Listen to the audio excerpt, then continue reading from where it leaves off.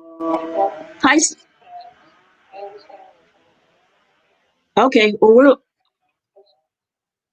we're live, but I can't see you. I can see Albert. Albert, how should I? There you are. Okay. Okay. Hold on. Just give me a second here. Add you to the stream. All right. Yeah. I'm gonna hang up, Cindy. Okay. Just go ahead and talk.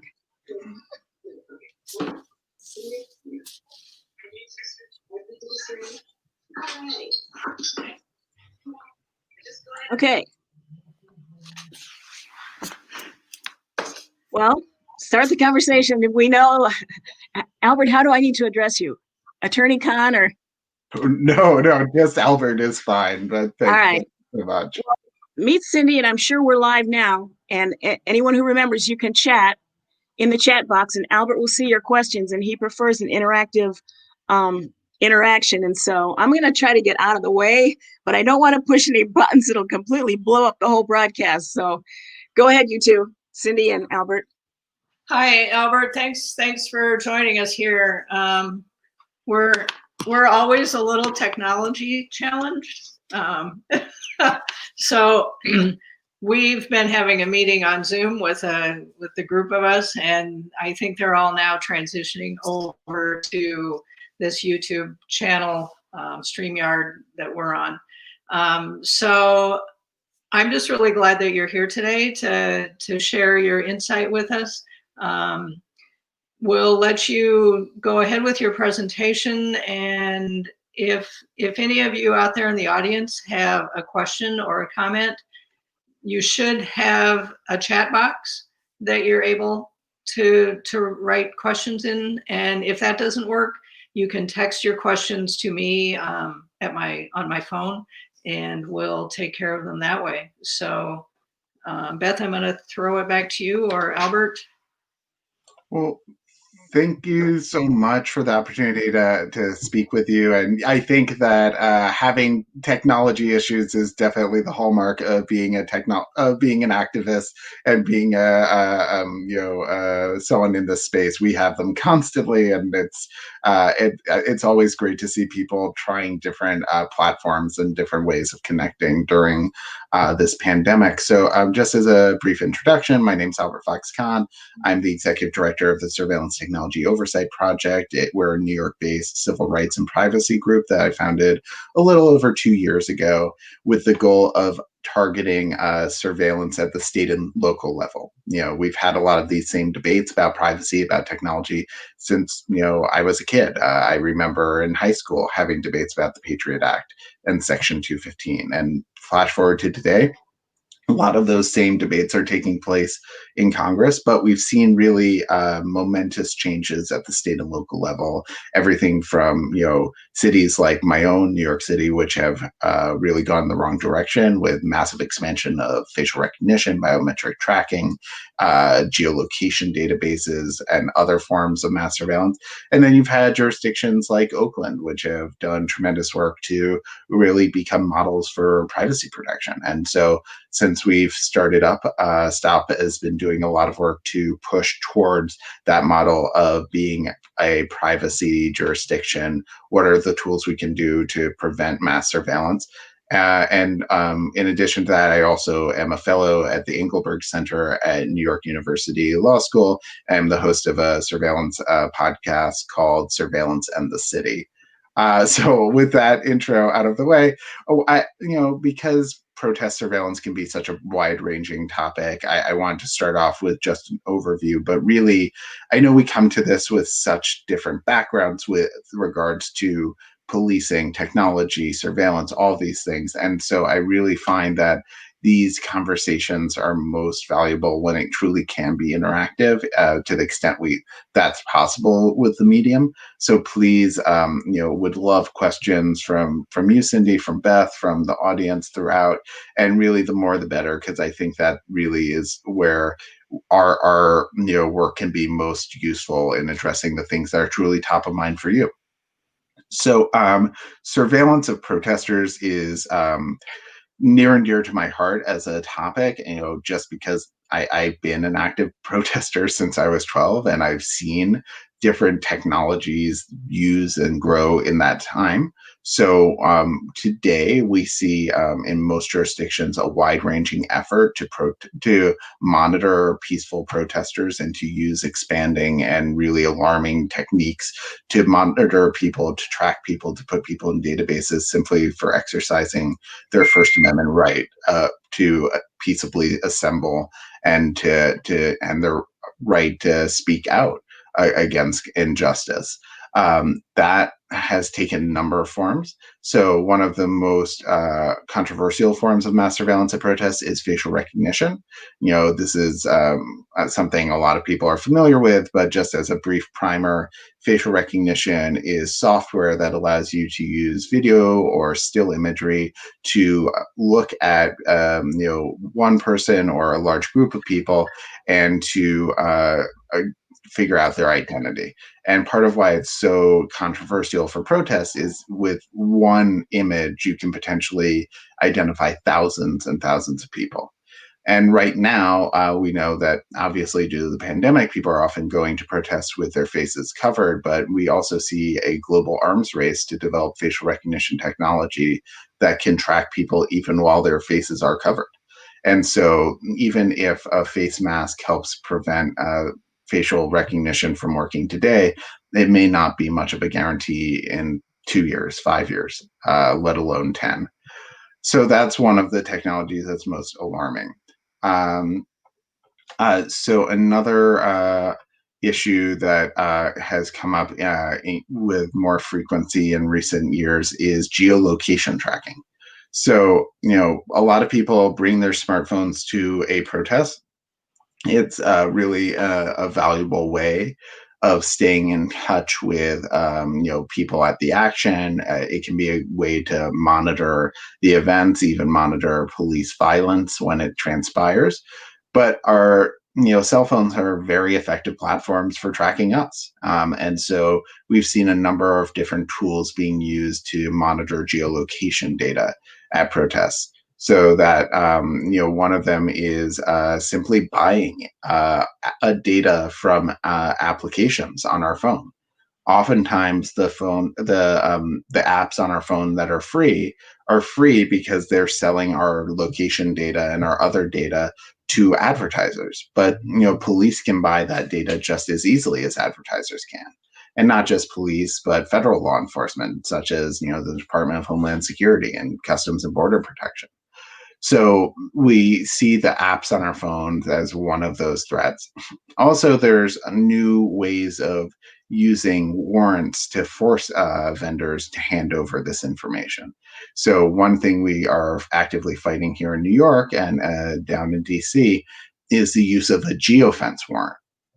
Traditionally, a warrant, if I wanted a warrant for Cindy's location, I would go to a judge and say, here are the reasons why I think Cindy has committed a crime. Here's the probable cause. And now I want a warrant for her location data. But with geofence warrants, it flips the analysis on its head. It says, we think that someone, we don't know who committed a crime was in this neighborhood or on this block or in this town. So we want you to give us a court order that forces Google to tell us every single person who was in that town or at that protest or at that specific block. And then we can use that to sort of try to figure out who we think is responsible. And from our perspective, that is a really alarming prospect, because it means that rather than identifying a single protester, you now have a tool to identify nearly everyone who is at a protest. And so this is why we advise that where you're comfortable doing so, where it's not a safety issue, to leave your cell phone at home when you go to protests if you have concerns about being tracked, and to really limit the ease with which you can be tracked there. This can mean going to a protest without any phone, which obviously makes some people uncomfortable, but an alternative is to get a disposable cell phone that has no connection to your address, to use that to document a protest and to stay in touch with other activists. And then that can be a way to try to minimize your digital footprint when you're at an action. Ultimately, though, we think it's not just going to be possible to address this through, digital self-defense, taking these measures to limit our own tracking. We're going to need to pass new laws in order to block the way that these technologies are used altogether. We don't believe that it's constitutional to use this type of search, and so we're actively working to pass laws that will outlaw that type of geolocation tracking and geofence tracking by police. That's already a lot of tech jargon, so let me pause there to see if people have questions, people have comments. I don't see any in the chat yet, but Beth, Cindy, if you have any, would love to just, if any of it's getting too into the technical weeds, always happy to take a step back. No, I think, yeah, go ahead, Cindy. Albert, I do have one question that's sort of specific to our situation here. We, for the last 4 years, since Trump's inauguration, have been protesting outside the federal courthouse here in Cedar Rapids. There's a public parking lot across the street from the courthouse that has a lot of visibility to the public and to traffic. And so that's where we tend to do our weekly protests. That's where also, if we have a special event, for instance, we do healthcare protests. We had an event there when RBG died. That's sort of always our go-to spot. And since it is a federal courthouse, I'm pretty certain there are cameras everywhere, inside and outside. So I'm guessing that we're probably all on video.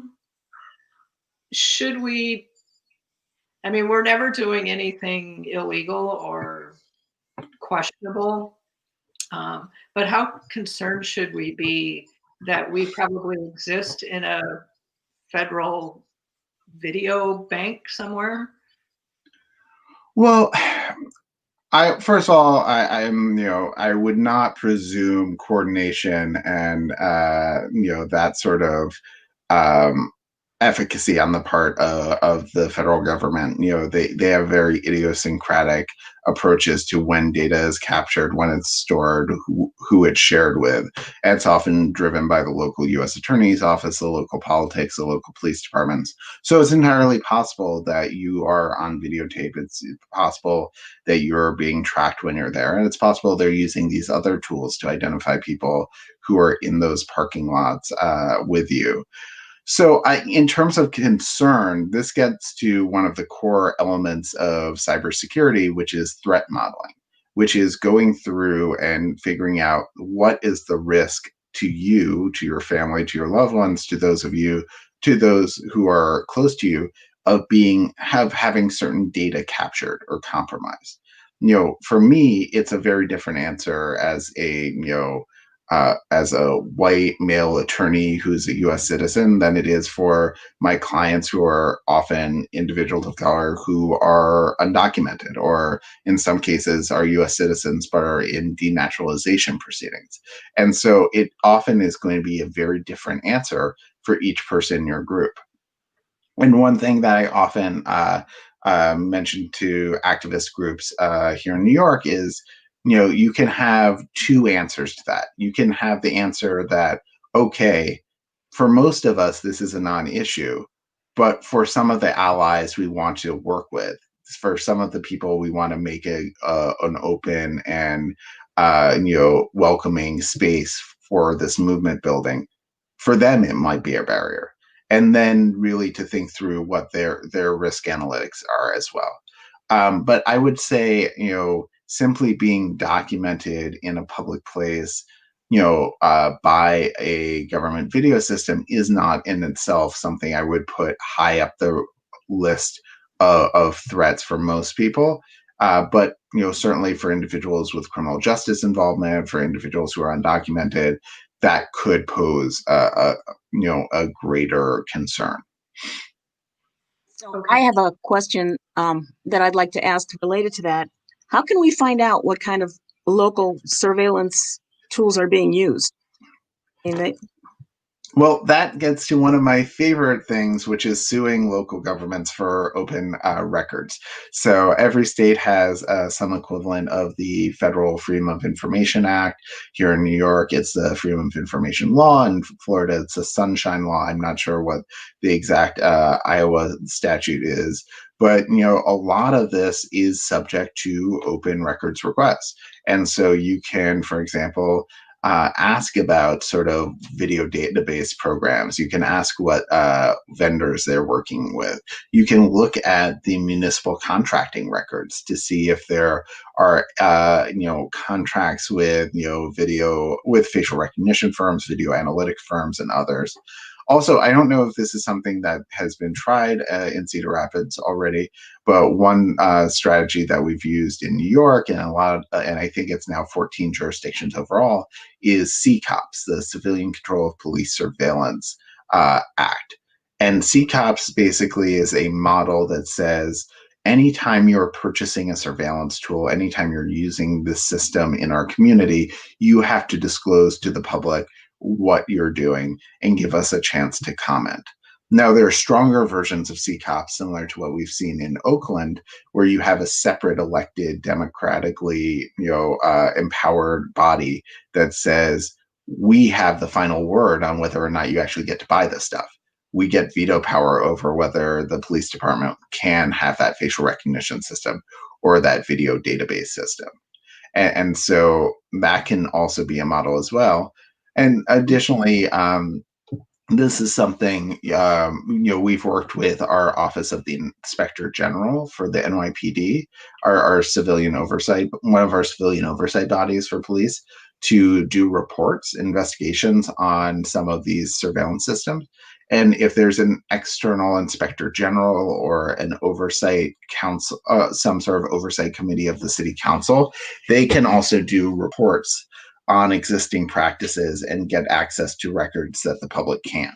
So, those tend to be the main tools, freedom of information laws, standalone surveillance ordinances, and then oversight reporting by offices like inspectors general and others.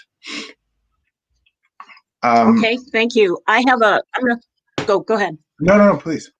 I was going to post I see we have a question here. I'm going to see if I can post it here. There we go. Barb Ferris is asking, wasn't it a good thing in regards to the Capitol insurrectionists?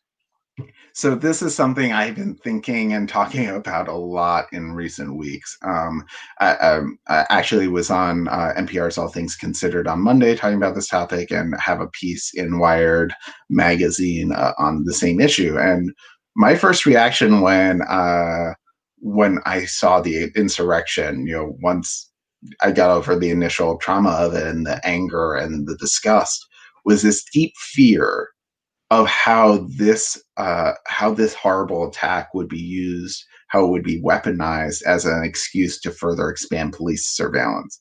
And I think we have some really chilling history here that when we expand governmental powers to target right-wing extremists and white supremacists, oftentimes those powers are then used and targeted at communities of color. So one example is the Anti-Terrorism and Effective Death Penalty Act of 1996, which was passed in the aftermath of the Oklahoma City attack. And that was attacked by Timothy McVeigh. It was, a right-wing extremist. And in recent weeks, we've seen that law used by the Trump administration in their final days to go on a killing spree, expediting the executions of numerous inmates. I don't even have the final count. There were so many, overwhelmingly people of color. And similarly, we saw the expanded surveillance powers there used to then target, gangs and target, communities of color in cities, even though, again, it was an attack by a right-wing extremist from a very rural area that caused this. So that's one of my fears now with the Capitol insurrection, that we are going to see, people normalizing and justifying facial recognition as a tool to go after the Capitol attackers. But the truth is, we don't need it. We don't need it because they live streamed their felonies. They were boasting about this in real time. They were disclosing their name to the media. They were giving interviews even as they were carrying away congressional documents. These are people who acted with the hubris to think that they could overturn an election, but also the hubris to think that they could then get away with it, that there were no consequences for something of this magnitude. And I don't think we're in the situation where we actually need these invasive surveillance techniques to get the people behind the Capitol attack. And I think that what will happen is you'll see law enforcement saying that the reason this succeeded was because they didn't have enough power. But I've been to more protests in DC than I can count. I've seen the violence and the force that police use against progressive protesters, against protesters of color. And the problem wasn't that we had Capitol Police without enough resources, without enough tools. The problem was that we had police officers who weren't willing to enforce the law when the criminals were white and conservative. And so I think that's part of why we're going to continue to push back against expanded surveillance authority in the aftermath of the Capitol attack. And we're also going to push for greater civilian oversight of policing as our main suggestion for how to respond to the Capitol attack. Because I think if we had had real civilian accountability for the police going into that attack, we would have seen them treating the Capitol attackers with the seriousness that they warranted. They made no secret of their plans. They were selling T-shirts that said "Civil War, Washington D.C., January 6th," and so it wasn't a matter of needing better, surveillance tools. It was a matter of just really needing to unroot the bias that is so systemic in American policing. So the COVID tracking thing could be used in the same way, obviously, right? Yeah. So we're quite concerned about a lot of the technology that has been rolled out in combating COVID-19. Obviously, this is just unprecedented pandemic, and even as a privacy advocate, if I thought these tools were going to keep my family safe, would keep me safe, I would still use it despite the privacy costs. But the problem is they just don't work. Here we've seen dozens of countries try to roll out these apps only to have them be a systemic failure. In New York, we had a huge push, millions of dollars, constantly blanketing the airwaves, social media with ads to install these apps. We got over 1 million people to install it in just the first 2 months. And at the end of that, over the span of 2 months, they identified a total of 1,000 potential cases. And that's not even confirmed cases. That's just potential. Estimates are that less than half prove to be real exposures. And so, you had this huge investment in this highly invasive, COVID-19 app. And in the end, it gave us almost nothing. In New York, we were seeing more than 10,000 people infected in a single day. And so it's becomes this high-tech distraction from evidence-based models like traditional contact tracing. Manual contact tracing is not perfect, but it's been proven to be indispensable in fighting a pandemic. The apps are really just it ends up being a lot of wishful thinking from Silicon Valley. And then it creates a pool, a giant reservoir of data, which can then be weaponized by police and immigration officials. So we were part of the coalition that enacted the first ban in the country on sharing contact tracing data with police and ICE. And in most states, and at the federal level, there's no barrier there. There's nothing to stop a police department from going to a contact tracer and saying, I want all of the location data for Beth. I want to use it as part of a criminal investigation. And that's not just a civil rights issue. It's not just a privacy issue, but it's a public health concern, because when people think that they have to choose between taking part in contact tracing and potentially exposing their family and their friends to criminal investigations, when they think that whatever they say can be used against them in a court of law, they're not going to be cooperative.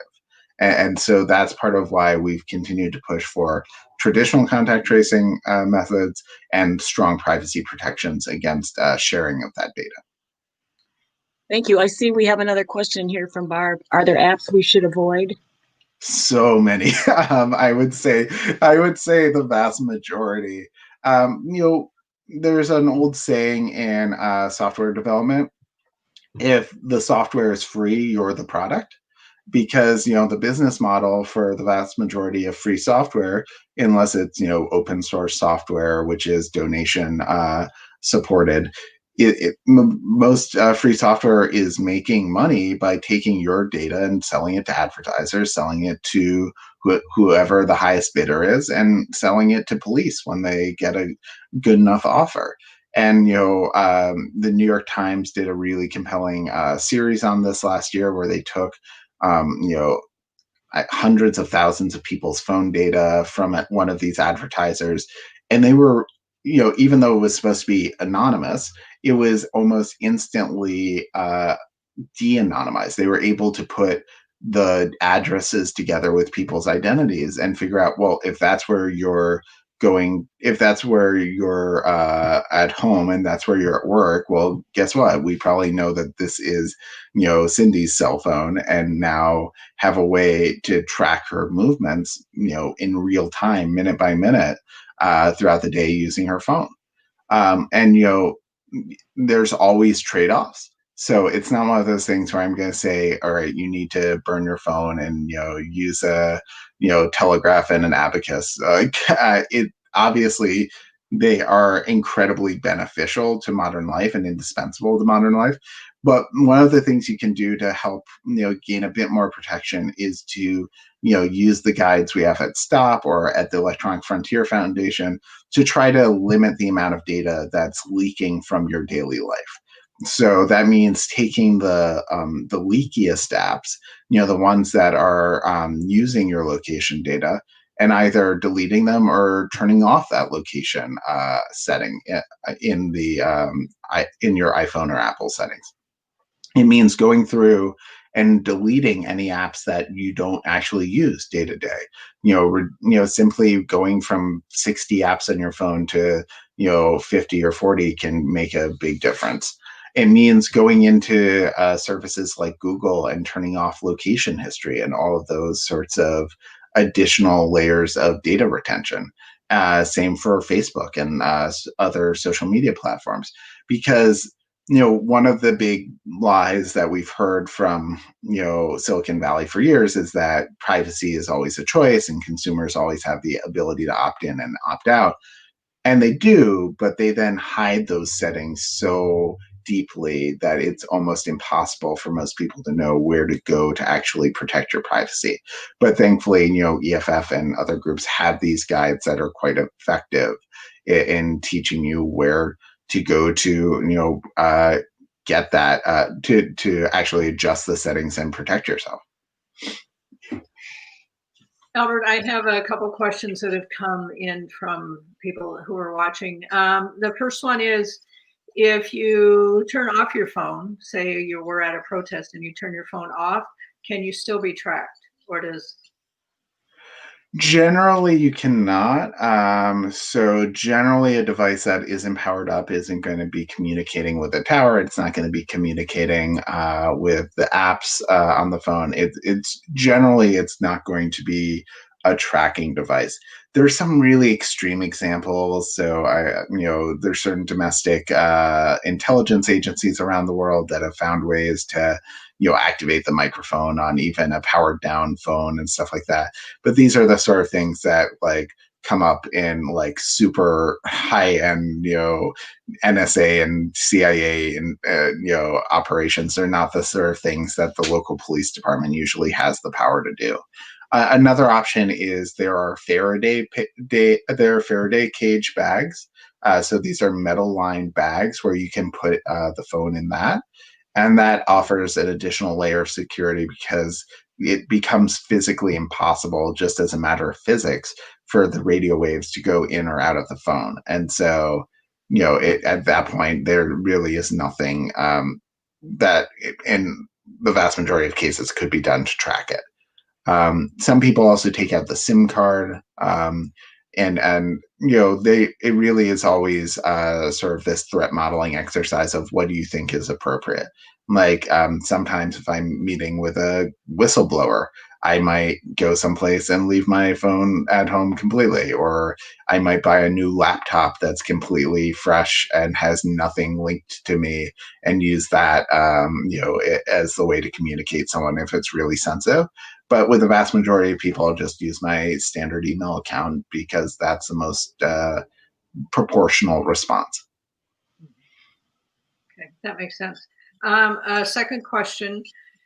Oversight of social media has been a problem by the management of Facebook, Twitter. Their business models define them as advertisers, yet they view themselves as media. What do you think they are? I mean, this is an existential threat for democracy. John Negroponte from MIT Media Lab wrote in the 1990s about this wonderful world where everyone would get this paper called the Daily Me, which was a newspaper that would be printed at our home that would give us just the stories we wanted to see. And wouldn't that be great? Wouldn't that be a wonderful world? And instead, what we see is that when we have only the view of the world that we want to see, that it creates these ideological echo chambers that make it impossible to have the sort of discourse that is essential in a democracy to actually build the common set of facts that we need to have elections that are based in reality and not just in conspiracy theories. And at this point, it's not clear to it's clear to me that this is a huge threat. It's clear to me that we need to actively address it. It's unclear to me what the solution is because some of you may have heard of Section 230. This is Section 230 of the Communications Decency Act, also known as CDA 230. This is a law that was passed in the 1990s as a way to give online publishers a additional protection from libel and other lawsuits. The idea being that prior to this law, anytime someone wrote a blog post or wrote in a chat room or did anything, that the people who ran that website were on the hook for anything that they said that was libelous, anything they said that broke the law in any other way. And if you think about what that would mean today, it would mean that if you repealed that completely, every time you tweet or post on Facebook or set up a new web page or leave a comment on a recipe site, you would have to have a human being reviewing that, and you would have to have a delay, and you would have to have this moderation up front. And a lot of what we want to say in real time would be blocked because otherwise, Twitter and Facebook and places like that would quickly be sued out of existence. And so to me, that would be far more harmful than helpful. But at the same time, clearly the status quo is insufferable. And it's just, continuing to see these platforms used this way. And I'm hopeful that we will see expanded antitrust enforcement against platforms like Facebook. My hope is that if, for example, we see, some of the recent lawsuits that have been filed against Facebook, if they are successful, and Facebook is forced to spin off Instagram, WhatsApp, and these other platforms, and we actually have alternatives for how we build community and stay in touch with friends and family, that if that works, we'll see people punishing Facebook for the misbehavior by leaving, and that will provide some check. Because right now, because they're such a monopoly, they can do whatever they want and largely be immune because if you want to go and have a way to stay in touch with a lot of folks, online, that's often your only option. So I think that will be helpful. I think additionally, we're going to have to see just my hope is that some really incremental reforms will be helpful. So, for example, expanded libel litigation. It's one thing, actually having people being able to sue Sidney Powell and all the My Pillow guy and everyone else who uses these things to spread misinformation about the election. Well, now you have this software company, Dominion, which has a really strong case to sue them and bankrupt them potentially. And I think if we see a wave of conspiracy theorists getting put into bankruptcy, really losing everything because they are spreading these lies on social media, that will have a helpful effect as well. But I don't think anything will completely reverse the decades of harm that we've seen from digital speech platforms. I'm not sure what your time restraints are, and I know, or anyone else, but and I'm assuming that we can keep in touch with you, keep asking you questions like from a distance as they come up. But can you say a few things about some of your accomplishments, some of your legislative, some things that are some of your biggest successes? I guess I'll put it that way. I appreciate that. I'll always happy to share some of our accomplishments at Stop. I mean, just the fact that we've grown as much as we have, I think, is really a testament to how vital these issues are right now. It was just me in my bedroom 2 years ago, and now it's like we're hiring our 10th employee. We've got nearly a dozen fellows and interns. We have over 100 lawyers who have contributed to our work through pro bono programs. We had about 1.2 million in free legal services last year. We hope to double that this year. That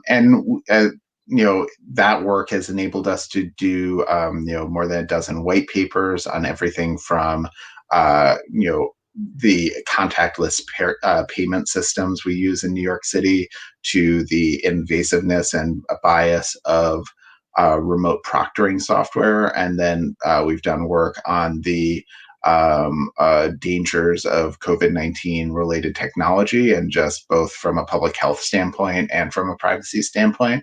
We've done a deep dive into the Apple Google Bluetooth partnership for COVID-19.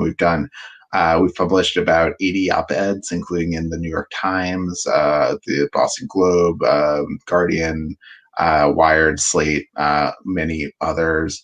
And we've written a number of laws that are first of their kind, like the geofence bill. And we got the Post Act passed in New York, the CCOPS bill that required the NYPD to disclose all of its surveillance technology just 10 days ago. And really was a milestone for holding the police department accountable here in New York City. We also have been partnering with lots of groups around the country to provide technical assistance. And one part of our mission that we're delighted to stay in touch about is, while we're never going, as a group that's committed to having those on the ground lead the movement against surveillance, we're never going to parachute into another jurisdiction and open up another office.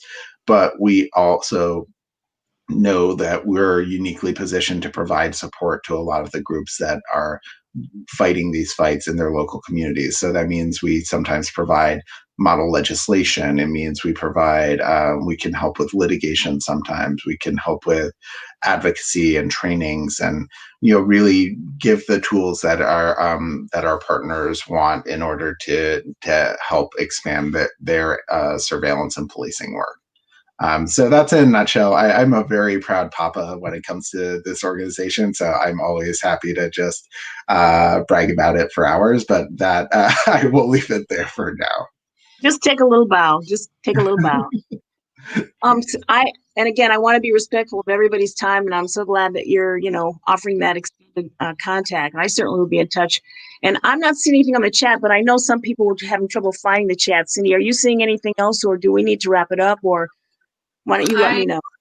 I have not received any more questions from anyone. So, okay. So I guess we can do a last call for questions.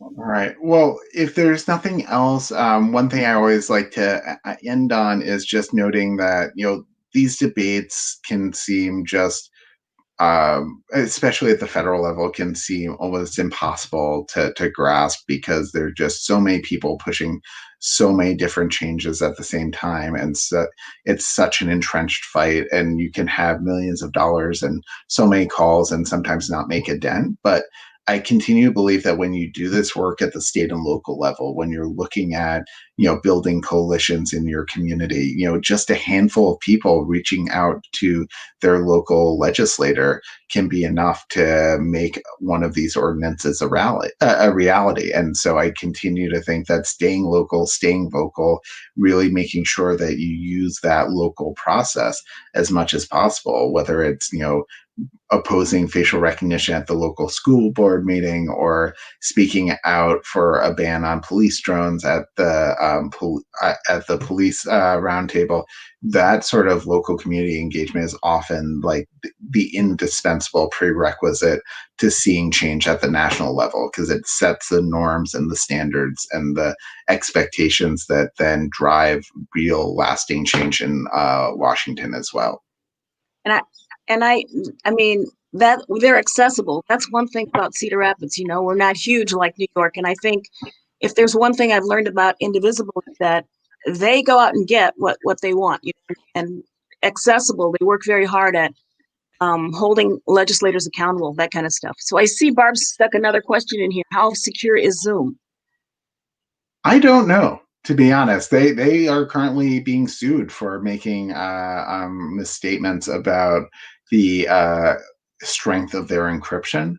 And so it's not entirely clear. My understanding from publicly available materials and third party reviews is that the video component and audio component of Zoom is often encrypted, but only if everyone is using the Zoom client, and that there are limitations if people are dialing in with the phone system, because there isn't a way to encrypt the audio if you have a phone participant. And I also believe there are limitations on end-to-end encryption if you are using the website. That said, given the litigation, it's not something that I 100% rely on for confidentiality. I continue to think that Signal is the most, protective platform, though that is, limited to one-on-one conversations for the most part. I don't believe they have a video conference setting yet. And also with Zoom, it's unclear if the encryption applies to the chats as well. I believe that after initial pushback, they updated that.